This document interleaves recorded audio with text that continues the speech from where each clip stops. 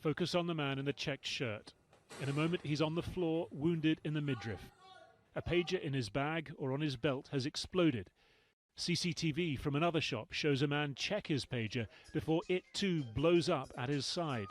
Scenes like this playing out hundreds of times across Lebanon within the space of an hour. A targeted, coordinated, highly technical attack. Beberapa hari yang lalu, dunia dikejutkan oleh sebuah operasi intelijen luar biasa di Lebanon. Ribuan perangkat pager yang dimiliki teroris Hizbullah tiba-tiba meledak secara bersamaan dan mengakibatkan nyaris 3.000 teroris Hizbullah menjadi korban.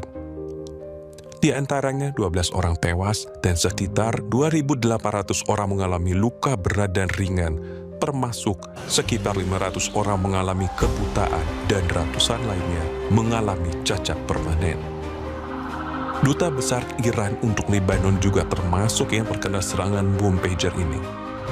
Belum ada yang bertanggung jawab atas kejadian tersebut, tapi seluruh dunia sepertinya sudah langsung tahu bahwa ini adalah perbuatan Israel.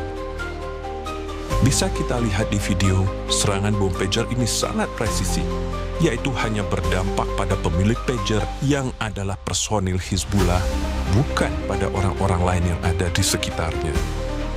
Memang ada juga beberapa orang sipil, termasuk seorang anak dari teroris Hizbullah yang ikut menjadi korban, karena ketika pager berbunyi, dia mengambilkan pager tersebut untuk ayahnya. Tapi itu tidak mengubah fakta bahwa ledakan bom pager ini adalah serangan operasi militer massal yang sangat akurat dengan hasil nyaris 100%. Apalagi pager tersebut dimaksudkan sebagai alat komunikasi bagi personil penting Hizbullah seperti unit pasukan khusus Radwan, komandan pasukan, atau staf penting lainnya. Ini membuat serangan tersebut memberikan pukulan yang sangat signifikan bagi Hizbullah, terutama bagi citra diri mereka sebagai kelompok teroris yang selama ini digambarkan sebagai kelompok teroris paling kuat di dunia, sehingga tentara Lebanon dan tentara perdamaian PBB pun tak berani mengganggu mereka. Serangan ini juga sekaligus membantah dengan telak tuduhan bahwa Israel telah sengaja membantai warga sipil. Terbukti Israel hanya menyasar teroris dan sedapat mungkin menghindari jatuhnya korban sipil. Warga sipil memang menjadi korban perang, tapi itu terjadi ketika para teroris menjadikan mereka sebagai taufik hidup. Hanya berselang 1 hari dari bom pager, berikutnya ratusan perangkat walkie-talkie milik personil Hizbullah juga meledak. Akibatnya, 20 orang tewas dan lebih dari 400 teroris terluka. Ini semua meninggalkan pertanyaan besar, bagaimana Israel bisa melakukannya? Beberapa informasi sudah bermunculan, di antaranya dari investigasi jurnalistik yang dilakukan oleh media The New York Times. Meskipun penyelidikan masih terus berlanjut, kita bisa menggunakan beberapa fakta yang ditemukan untuk menarik hipotesa dari apa yang sebenarnya terjadi. Diketahui pager yang meledak berlabel merek Gold Apollo buatan Taiwan. Dugaan awal pengiriman pager dari Taiwan ini dicegat oleh Mossad dan pager dimanipulasi dengan menambahkan bom di dalamnya. Namun ketika dikonfirmasi, pihak Gold Apollo mengaku pager tersebut dibuat oleh pabrikan lain bernama BAC di Hungaria dengan lisensi dari Gold Apollo. Setelah diselidiki lebih lanjut, perusahaan BAC yang dimaksud ternyata tidak menampakkan aktivitas adanya industri perangkat teknologi. CEO dari perusahaan tersebut adalah seorang wanita cantik bernama Kristina Barsoni Arkidiakomo, yang dalam akun LinkedIn-nya mencantumkan manajemen bencana sebagai salah satu keahliannya. Sementara itu, pemerintah Hungaria juga telah menyangkal adanya produksi dan pengiriman pager dari negara mereka.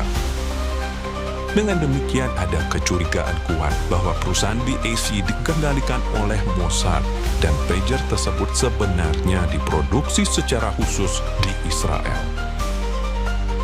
Sementara untuk walkie-talkie, jenis yang digunakan Hizbullah dan meledak adalah merek ICOM buatan Jepang. Namun setelah dikonfirmasi ke produsennya, mereka mengatakan jenis yang dimaksud sudah tidak diproduksi dalam 10 tahun terakhir. Dengan demikian, walkie-talkie ini pun kemungkinan besar palsu dan akal-akalan dari Mossad. Jadi dapat disimpulkan bahwa sejak awal Hizbullah memang sudah dikerjai oleh Mossad. Intelijen Israel sudah lama menyusup di lingkungan dalam Hizbullah dan menghembuskan virus paranoia bahwa Israel sedang memata-matai pergerakan mereka melalui perangkat komunikasi seperti HP. Virus paranoia ini kemudian mempengaruhi Hasan Nasrallah, pemimpin tertinggi Hizbullah, yang memutuskan untuk melarang penggunaan HP dan beralih ke teknologi komunikasi yang lebih kuno seperti pager atau walkie-talkie. Dengan demikian masuklah Hizbullah ke dalam jebakan Batman yang memang sudah dirancang oleh Mossad. Perintah larangan penggunaan HP membuat Hizbullah ramai-ramai menggunakan perangkat pager dan walkie-talkie yang harus dipesan khusus. Selain karena perangkat tersebut sudah tidak tersedia di pasaran, juga karena Hizbullah membutuhkan spesifikasi khusus agar pesan-pesan dalam pager tersebut terenkripsi dan tidak mudah dibaca oleh pihak Israel. Disinilah Mossad dengan berkedok sebagai vendor menawarkan Hizbullah perangkat pager merek Gould, Apollo, dan juga walkie-talkie ICOM sesuai spesifikasi yang dibutuhkan. Jadi, bom yang ada dalam pager dan walkie-talkie tersebut tidak ditambahkan pada produk yang sudah jadi seperti dugaan banyak orang sebelum ini. Sejak awal, sebenarnya bom tersebut sudah dimasukkan dalam proses produksi pager dan walkie-talkie di Israel, lengkap dengan software yang diperlukan sehingga bisa diledakkan kapanpun. Akhirnya ribuan pager itu pun meledak bersamaan pada hari Selasa, 17 September 2024, yang disusul oleh ratusan walkie-talkie di hari berikutnya. Itu tadi hipotesa dari apa yang mungkin terjadi berdasarkan potongan-potongan informasi yang sudah terkumpul. Kita baru bisa mengetahui fakta sesungguhnya tentu nanti setelah penyelidikan tuntas. Suka atau tidak suka, kita harus menerima fakta bahwa ledakan pager dan walkie-talkie itu adalah operasi intelijen luar biasa yang mungkin hanya ada di film-film James Bond atau Mission Impossible. Dan suka atau tidak suka, superioritas Israel ketika harus mempertahankan eksistensinya di tanah air mereka sendiri tidak bisa kita lepaskan dari status biblika mereka sebagai bangsa terpilih yang kembali mendiami tanah terjanji. Tapi sebagian orang Katolik akan berkata, bukankah status bangsa terpilih itu kini sudah berpindah pada gereja Katolik sebagai Israel rohani? Benar, gereja Katolik adalah Israel rohani. Tapi status mereka sebagai bangsa terpilih juga tidak pernah hilang sepenuhnya. Sama seperti sakramen baptis yang diterima orang Katolik juga tidak bisa hilang selamanya meski orang itu menyangkal imannya. Cukup dengan pertobatan, maka rahmat keselamatan yang sempat tertutup akibat penyangkalan iman dapat kembali dipulihkan sepenuhnya. Begitu juga meredupnya status pilihan Tuhan pada bangsa Israel akan pulih ketika mereka bertobat dan menerima Yesus Kristus sebagai Tuhan dan Mesias.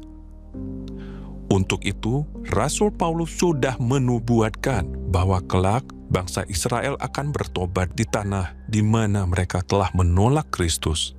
Roma bab 11 ayat 25 hingga 26. Itu sebabnya, dalam liturgi Katolik tradisional, gereja selalu mendoakan pertobatan bangsa Israel setiap hari Jumat Agung.